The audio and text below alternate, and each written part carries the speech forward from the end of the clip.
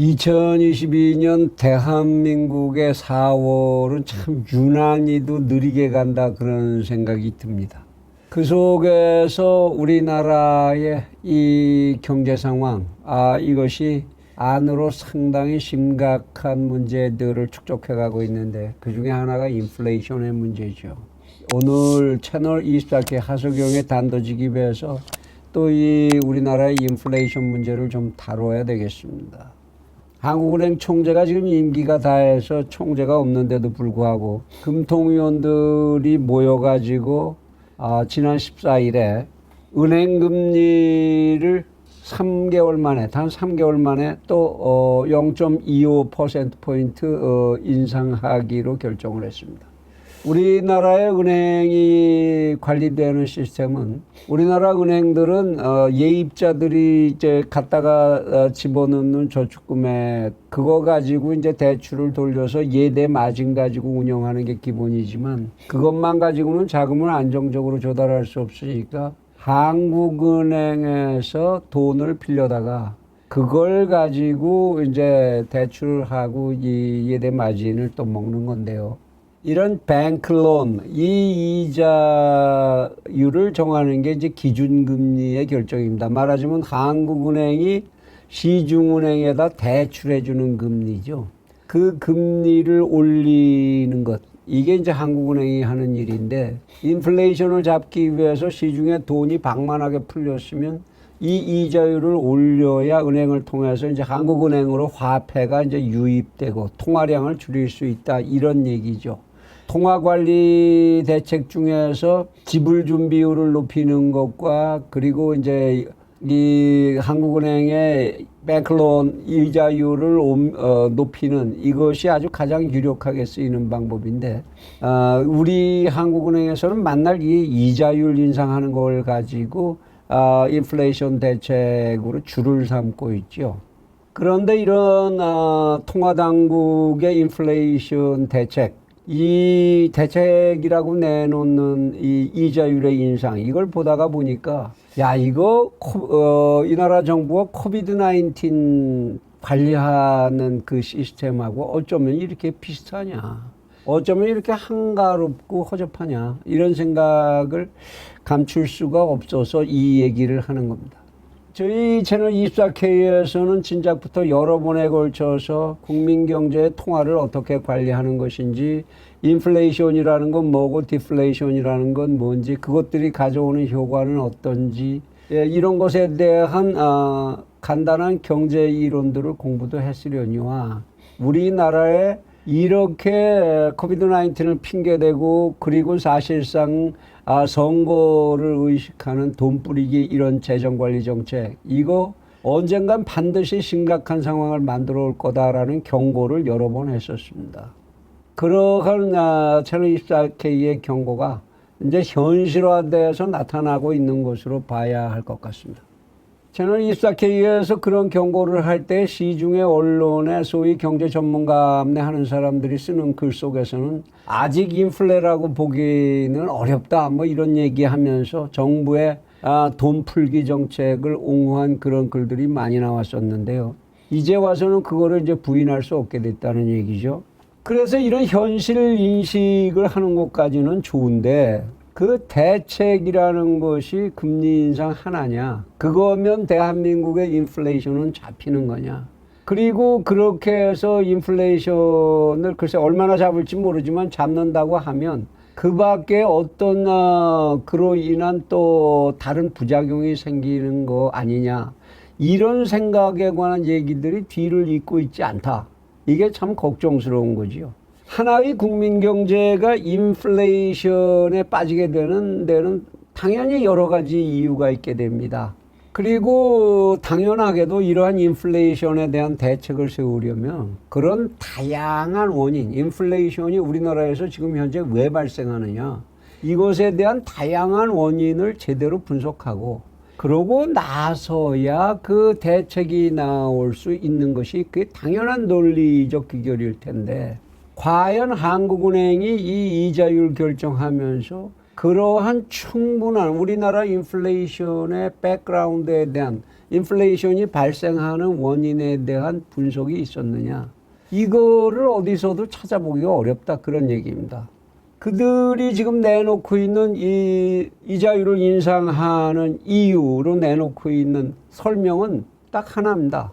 최근 급격하게 우리나라의 물가가 4%가 인상했다. 그리고 국제적인 인플레이션의 압박이 현실적으로 우리 앞에 다가오고 있다. 뭐 이런 정도의 인식. 이걸 가지고 우리 현재를 인플레이션으로 진단하고 통화량을 줄이기 위한 대책으로 이자율을 인상한다. 이거 좀 너무 허접하지 않습니까? 꼭 코비드-19 이거 퍼지니까 이거 그냥 거리두기 하고 그리고 무조건 백신 맞으세요. 두 가지밖에는 대책이 없습니다. 코비드-19 때 과연 이 바이러스가 어떤 속성을 가지며 어떻게 퍼지며 이 백신은 어떻게 개발되고 어떤 문제가 있으며 실제로 이러한 질병이 만연되는 걸 막기 위한 수단으로서 우리는 어떠한 방법을 가질 수 있는지 뭐 이런 내용들이 차곡차곡 체계 있게 분석된 적이 없었듯이 이 인플레이션도 똑같이 대응하고 있는 거 아니냐. 그럼 채널24는 뭘 그렇게 보길래 그런 소리 하느냐.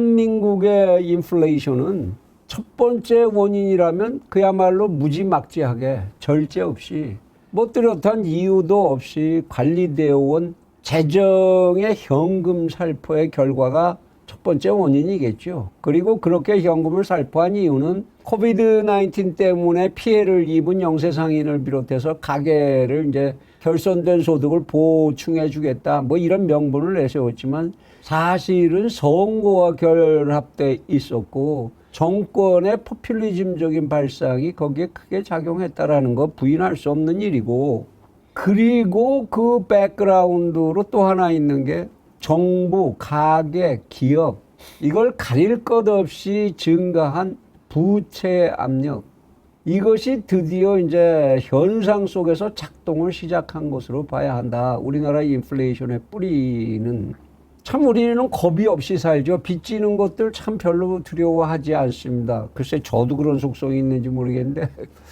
빚 끌어다가 자동차 사고 그리고는 보조금 뭐 지원금 받으면 소고기 다 사 먹고 여행 가고 카드 긁어서 다 미리 소비생활 다 확장하고 그리고 어디선가 또 팬덤 집단이 정치적인 이 팬덤 집단이 돈 달라고 손 내밀면 그냥 거기다 마구 돈 뿌려주고 대한민국 재정에 관해서 시중에 그런 얘기들이 퍼진 지 오래됐습니다.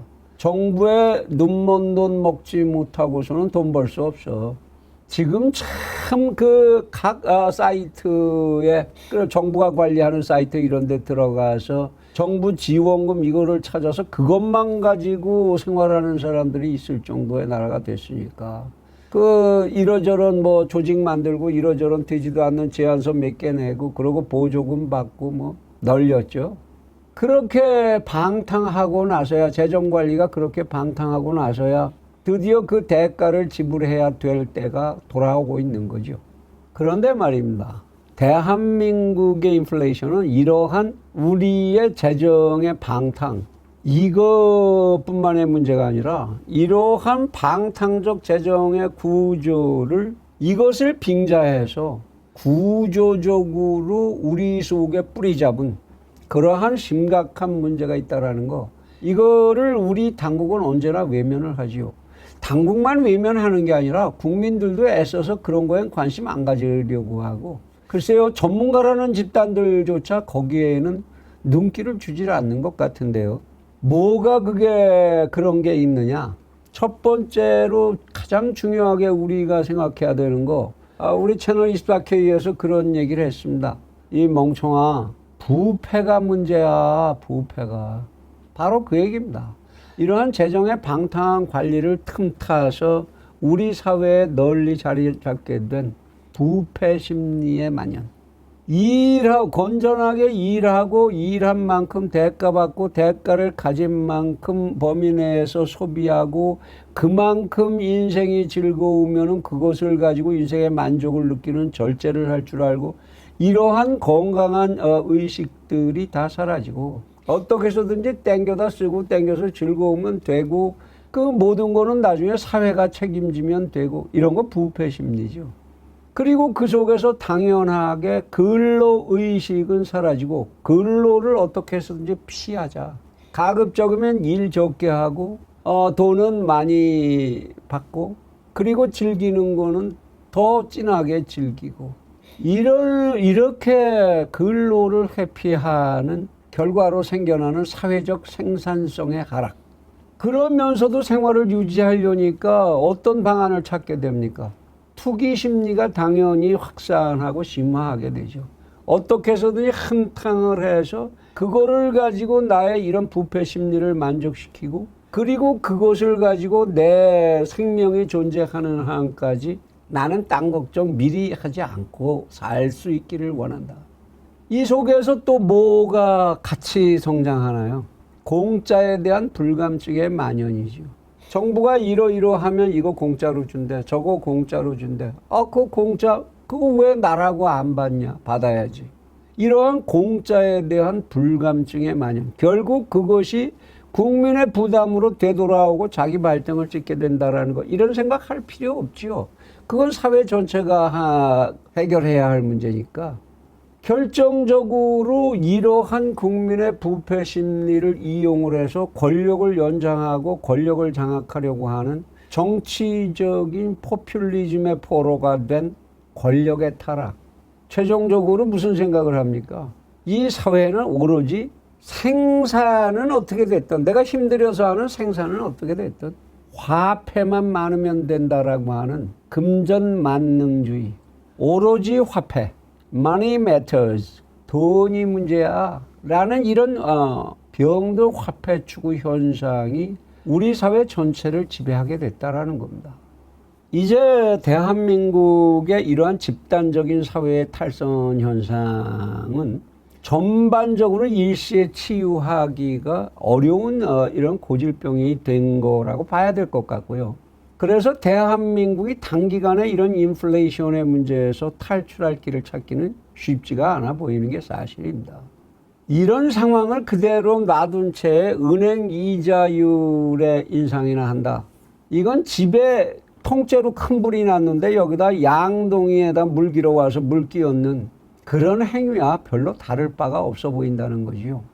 과연 그러한 이자율의 인상 0.25%포인트 인상을 했다. 그 이자율의 인상 정도로 시중에 풀려있는 화폐를 과연 얼마나 잡을 수는 있을지. 지금 한국은행 측에서 내놓은 예상을 보면 한 24조 원 정도 이거 회수한다고 그럽니다. 근데 그동안에 뿌린 돈이 얼마입니까? 사상 유례가 없는 재정 규모의 확대와 재정 부채의 확대. 24조 원 가지고 뭐 어쩌겠다고요. 그러고 나서 이제 그 자기네들도 그 말해서 뭐 감동이 안 올 것 같아서 그랬는지 앞으로 연내에 또다시 수차례에 걸쳐서 금리 인상이 있을 수 있다. 이런 얘기를 하고 있습니다. 아는 게 금리 인상밖에 없다는 얘기죠. 물론 금통위가 하는 일이 그거지만 왜 은행의 지불 준비율 같은 얘기는 또 안 하는지 모르겠어요. 통화안정증권을 그렇게 급하다면 통화안정증권을 발행을 해서 그래서 긴급하게 회수를 하든지 하지. 그런데 말입니다. 지금 대한민국의 인플레이션을 형성하게 되는 대한민국에 풀려있는 현실적인 돈, 화폐는 어떤 것들이 있냐. 지금 대한민국에는 한국은행권, 우리가 좋아하는 이 신사임당 그림이 있는 이 화폐.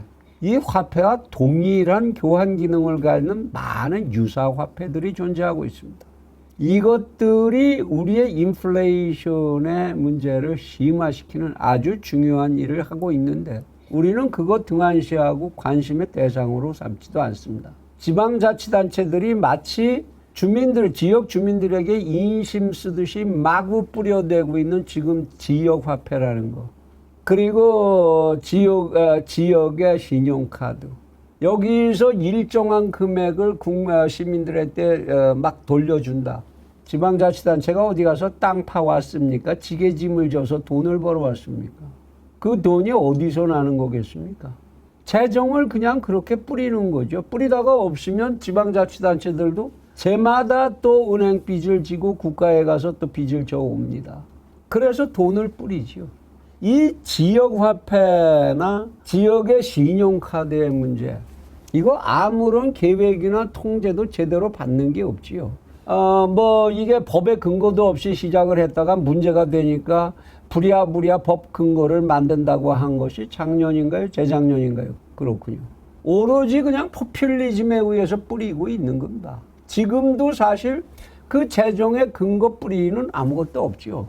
지방자치법을 보더라도 지방자치단체가 이런 금융행위를 해야 된다라는 법 근거도 사실 없습니다. 그런데 그럴듯하게 지방 살림하는 것처럼 시민들에게 보이는 데는 그 느낌을 주는 데는 아주 좋은 마약이거든요. 또 있지요. 우리 사회에는 지금 모르는 분들이 많이 계시겠지만 실제로 상당한 양의 비트코인 따위의 암호화폐들이 풀려나가고 있습니다. 이 암호화폐가 얼만큼 깔리고 있는지 여기에 대해서는 명백한 통계도 지금 잡힌 게 없습니다. 그런데 이것은 부패의 그대로 온상이죠. 자금 세탁하는 데도 쓰이고 해외로 빼돌리는 데로도 쓰이고, 암호화폐가 온전한 사회적 경제재로서의 역할을 하는 곳은 있을 수가 없습니다. 그 밖에도 우리 사회에는 다양하게 화폐의 역할을 하는 유가증권들이 넘쳐나고 있습니다. 각 백화점 같은 데서 뿌려대는 상품권 같은 거, 그건 마저 전통적인 것이고, 그 밖에도 어음이라든지 무슨 여러 가지 증권 형태들, 이런 것들이 유사화폐의 역할을 하고 있죠. 이게 사실상의 통화와 같은 기능을 하고 있다, 그런 얘기입니다. 한국은행 통계에는 이런 것들이 잡히지를 않습니다. 소위 한국은행이 통화량의 표준으로 삼고 있는 M2라고 하는 화폐의 유통량, 여기에는 그런 것들이 다 잡히질 않죠. 더구나 이러한 화폐들에 대해서는, 사실상의 화폐의 역할을 하는 이러한 유사화폐들에 대해서는 중앙정부나 금융관리기관, 전문 금융관리기관 차원에서 아무런 관리 대책도 있는 것 같지가 않습니다. 그러니까 이러한 인플레이션 상태에다가 고등학교 교과서에 나오는 수준의 통화관리 정책으로 금리 인상이라는 거나 내놓는다. 무슨 큰 일을 하겠느냐는 거죠. 또 하나, 이렇게 금리 인상을 했을 경우에 그러한 금리 인상이 가져오는 경제적인 효과, 단지 화폐 유통량이 줄어드는 것뿐만 아니라 그 밖에 필연적으로 발생하게 되는 부작용은 어떤 게 있는가, 이런 것 면밀하게 검토가 됐는지 의문스럽습니다. 현재 우리나라에는 국민 총생산을 훨씬 상회하는 가계부채가 심각한 문제로 얘기되기 시작한 지 오래됐고요. 이 가계부채를 지고 있는 채무자들이 어떤 사람들입니까? 물론 그 속에는 이 가계부채를 이용해서 영끌해서 주식 투기하고 무슨 부동산 투기하고 이런 사람들이 없지 않지만, 그 채무자들은 대체로 영세한 자영업자거나 정말로 자기 생계를 이것 빚지는 것 이외에는 의지할 방법이 없는 이러한 경제적 약자들이 다수 존재한다는 것. 특히 적지 않은 경우에 영세상공인들은 이 가계부채를 자신의 사업 운영 자금으로 현실적으로 쓰고 있다는 사실, 이거를 금융당국에서는 어느 정도로 파악하고 있으며 그 영향을 어떻게 파악하고 있는지 모르겠습니다. 만일 이렇게 금리를 마구 올려서 이 영세사업자가 그 이자를 지금 감당하기 어렵게 됐다. 현실적으로 지금 영세사업자들은 그들의 사업으로 인한 손익계산에 있어서 손실이 더 많이 발생하는, 말하자면 순적자를 일으키는 운영을 하는 경우가 적지 않은데, 이들에게 다만 몇 푼의 이자라도 상승한다는 건 대단히 심각한 문제가 되지요. 그러면 그 이자를 못 갚으면 어떻게 되지요? 그러면 신용불량자가 되거나 또는 조기 채무 상환 의무자가 될 수 있죠. 그런데 이런 가계부채는 거의가 가진 거라고는 아파트 한 채가 재산의 전부인 그런 사람들에게 그 아파트가 담보로 들어가 있는 거란 말입니다. 조속히 상환을 못하면 은행에서는 당연히 아파트 처분하겠다고 달려들어야죠. 그러면 그런 영세한 경제 생활을 하는 사람들은 그 다음에 어떻게 되겠습니까? 이것은 악순환의 고리를 만들게 되지요. 돈 없어서 이자 못 갚고 이자 없어서 조기 상환해야 되고 조기 상환 못하면 아파트 강제 처분 당해야 되고 아파트 강제 처분 당하게 되면 완전히 무산자가 되게 되고 그러면 그 다음에 오는 문제는 뭐죠? 대한민국 하부 경제의 붕괴죠. 그 이자율의 상승이 얼마가 됐건 간에 이것이 인상되면 소위 코스트 푸시 인플레이션을 발생시킬 것은 피할 수가 없습니다. 무슨 얘기냐? 원가를 제조업에 있어서는 제조 원가, 영업을 하는 데 있어서는 영업을 하기 위해서 투자돼야 되는 원가, 이것들의 비용을 상승시킬 수밖에 없죠. 이 원가가 상승하게 되면 당연히 그들이 판매하는 재화 또는 용역, 당연히 가격이 올라갈 수밖에 없는 거죠. 이렇게 해서 발생하는 인플레이션을 코스트 푸시 인플레이션이라고 하는데요.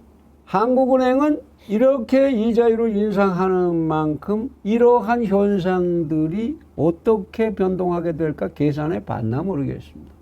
결국 코스트 푸시가 일어나서 물가가 올라가면 매출이 줄어드는 현상으로 연결될 수도 있을 거고 이것이 뜻하지 않게 인플레이션 잡으려다가 물가는 올라갔는데 경기는 오히려 나빠지는 스태그플레이션을 불러오게 될 수도 있다는 거죠. 스태그플레이션이라는 게 뭡니까? 물가는 오르는데 경기는 불황이 되는, 그래서 실업이 증가하고 경기가 위축되는 이런 현상을 스태그플레이션이라고 하죠. 어설프게 몇 푼 효과도 없을 이런 행위를 하다가 이것이 경제는 심리다. 이 심리적 불안감을 확산시키고 오히려 스태그플레이션을 빨리 불러오는 효과를 가져올 때 그 위험성 같은 거 과연 이러한 금융관리 책임자들이 생각해 봤을지 그랬을 리가 없을 것 같습니다. 더욱이 이러한 금리 인상의 기회에 편승해서 시중은행들은 분명히 그 속에서 자기들의 이익을 또다시 증가시키려는 기도를 하게 될 겁니다.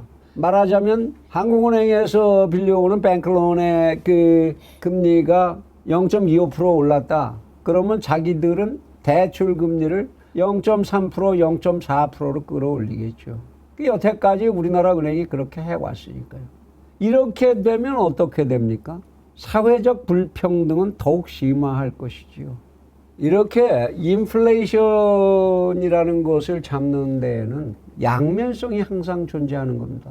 그것이 정확히 계산되고 플러스 마이너스 효과가 정확히 계산되고 컨트롤되지 않을 때에는 경제는 정말 최악의 상태로 뜻밖의 빠르게 빠져들게 될 수도 있을 거라는 거. 이게 문제입니다. 우리는 사실 경제가 잘 나가다가 망해버린 많은 나라들을 지구상에서 보아왔고 채널 이스트와케이에서 여러 번 그 얘기를 했습니다마는 그 나라들이 사실 이런 과정을 다 겪었던 나라들이거든요. 제가 지금 드리는 말씀들은 그러한 나라들에서 선례가 있었던 얘기들이어서 하는 얘기입니다. 물론 이자율의 인상을 그렇다고 무조건 하지 말라는 얘기는 아닙니다. 그것보다는 먼저 해야 할 일들을 먼저 하고 나서 현상의 정확한 파악이라는 먼저 해야 될 일. 그리고 각 현상 속에서 가지게 되는 상승 효과, 상쇄 효과, 이것들에 대한 계산, 그리고 그러한 현상들에 대한 각각의 대책, 이런 것들을 마련해 놓고 나서 문제를 과학적 논리적으로 충분히 접근하고 대안을 세우고 난 다음에 그때 이자율을 하나의 대책으로 올리는 것, 그것이어야 하지 않겠느냐는 거죠. 정부의 재정관리의 정상화가 먼저 돼야 되고, 그리고 지방정부의 지역화폐 따위 이런 불법적인 재정운영, 포퓰리즘적인 지방재정의 중앙재정에 대한 도전, 암호화폐 같은 지하경제의 확대, 그리고 그거에 대한 통제의 부존재, 지하 경제를 어떻게 양성해야 하느냐 하는 대책의 강구, 은행의 이기적인 이윤 극대화 전략에 어떻게 대응할 것이냐, 그리고 이 사회에 대책 없이 떠돌고 있는 부동자금, 이런 자금들을 어떻게 생산자금화하는 유인 전략을 만들 거냐, 이 속에서도 나라가 망하든 경제가 망하든에 상관없이 계속되는 불법적이고 이기주의적인 노조활동, 그리고 권력자들이 매달리는 자기들만의 이익을 위한 권력형 금융비리, 이러한 모든 사회적인 비용을 극대화시키는 코스트 푸시 요인들을 전부 제거해야 되는 거, 이것부터가 사실 우리 정부가 해내야 하는 일이지요. 사실 이러한 사회의 부패적인 측면에 대해서 총괄적인 쇄신이 진행되고 난다면 이자율의 인상 같은 대책은 사라져도 좋습니다. 그런 거 안 해도 되지요.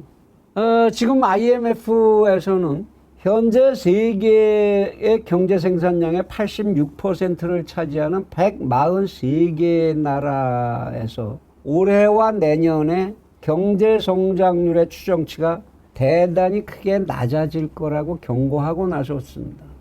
코비드-19하고 우크라이나 전쟁 등 이런 이제 현상들 때문에 세계적으로 식량과 에너지의 가격이 천정부지로 뛰고 있다라는 것이 IMF의 진단이지요. 그러한 이유로 세계 경제 지금 마음 놓을 수가 없다는 얘기입니다.